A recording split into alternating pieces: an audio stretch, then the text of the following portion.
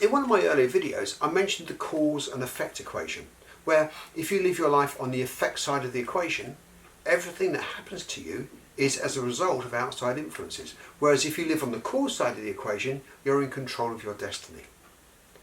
Now, nowhere has this been more apparent than the current time we find ourselves in.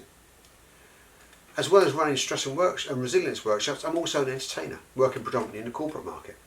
Obviously, when COVID hit, all of my work, along with everyone else in the entertainment business, was wiped out overnight.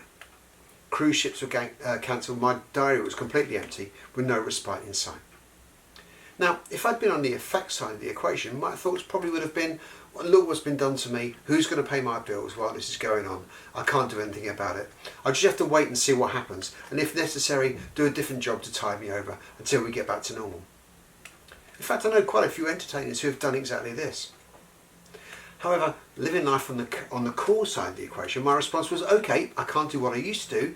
How can I adapt my skills and use them to create something which will work in this environment? After all, we're meant to be creative people, right? So, we should be creative in our thinking. I therefore created an online virtual mind reading show, as well as taking my stress workshops online. Although there was a fairly steep learning curve, with new equipment and software to cope with, I've really enjoyed the challenge, and now I love doing my online shows. Now, I know I'm not unique, and there are many people who have adapted to the new normal.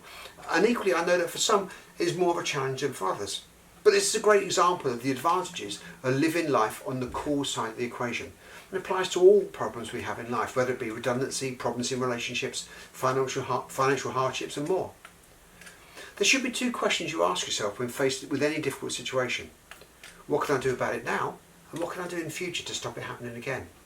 You can apply these literally to any situation you find yourself in. Even if the answer to the first question is that you can't do anything at the moment, but generally you can.